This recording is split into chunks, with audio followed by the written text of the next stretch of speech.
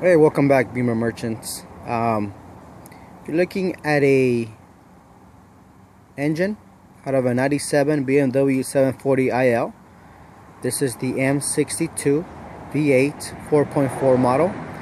And what I'm going to do today is I'm going to go ahead and disassemble parts of the engine. And as I do, I'll go ahead and guide you through what I did, how I did it, what part I removed, what the function of that part is. That way, if you ever need to know, for example, where the CCV is, you know exactly where it is. And also, if you ever need to know what the item looks like, for example, the intake manifold, what it looks like without the CCV cover, or you need to know where, what kind of gaskets they're talking about and so forth, I'll go ahead and do my best to explain.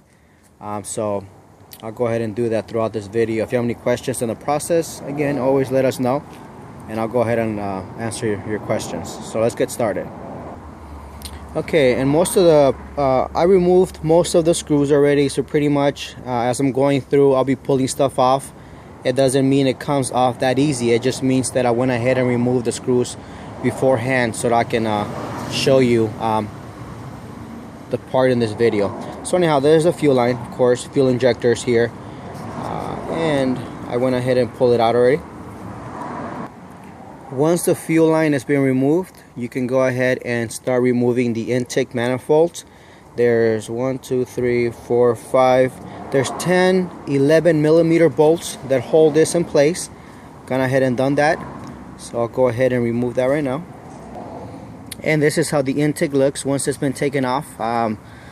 This intake will fit newer 740 and 540 models from 2000 to 2003.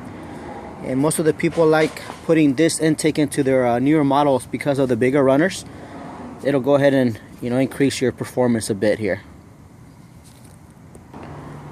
And once the intake is off, always be careful that nothing falls in these chambers here. You don't want anything falling in there and mess up your whole engine components. So make sure you keep it all clean. These are the intake manifold gaskets. This is how they look. This one's fairly good. As you can see, I can still bend it. Usually if it's hard, plastic hard, that means you have to replace them. And one way you know you need to replace these gaskets is if you go ahead and get like a check engine light on and you get a lean fuel. It means that there's air going into your there's more air going into your engine than it's supposed to, and most of the time there's cracks in these gaskets, so that's why you need to replace those right there. And then we got these knock sensors. As you can see, they're down here right there. You got 2 connections on each side. I know in the past I've gotten codes where it says that my knock sensors are acting funny, and this is where they're located. And now we get to the infamous belly pan, the coolant belly pan. If you ever been in the instance where you're losing coolant and you notice that the coolant is leaking from the bell housing here, one reason could be is because your belly pan gasket needs to get replaced.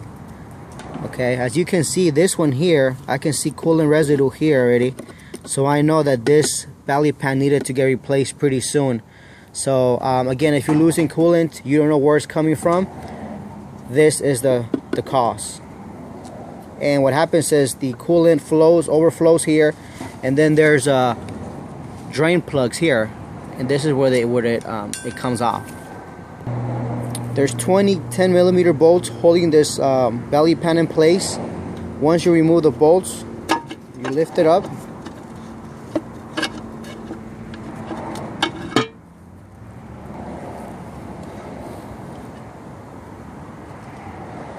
Okay, so there you go.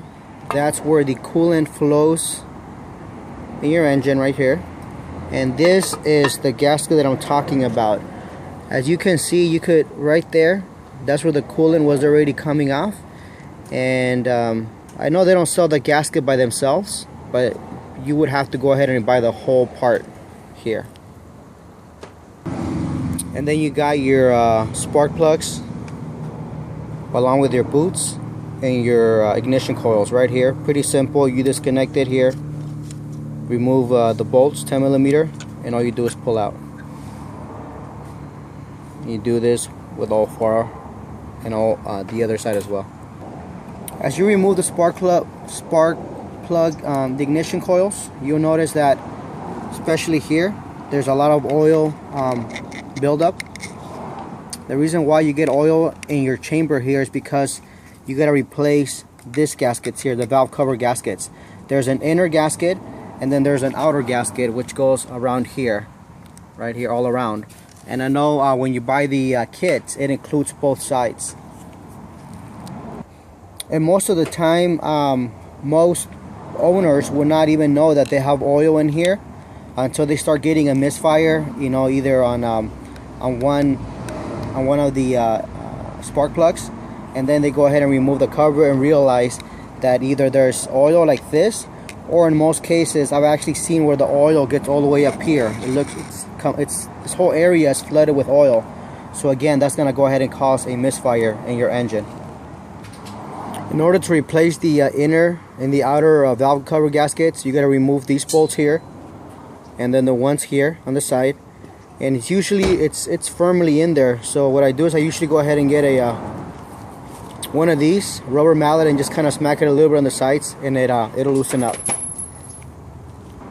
And this is how it looks without the valve cover, as you can see. And this is how the valve cover look, the inner one, the outer one. If you're gonna replace this, always make sure you go ahead and see how whoever replaced this put silicone on it. Go ahead and put some silicone on it, because these half moons, if you don't do that, they tend to leak oil through there. Or if you're going to replace your spark plugs, you can go ahead and do this as well. If you have oil, as you have here, I recommend just go ahead and clean up as much as you can with the rag, collect it, and then you can start removing these spark plugs. Obviously, you don't need to remove the valve cover in order to replace your spark plugs, but I just wanted to go ahead and give you a different look as in terms of how the top engine looks. Anyhow, that's what I wanted to show you today. Hopefully you learned something new. In my next video, I'm going to go ahead and show you how to remove the lower oil pan and the upper oil pan. And we'll go ahead and you'll see what's in there. So hopefully you'll be able to watch that video. Anyhow, thanks for watching. You have a great day.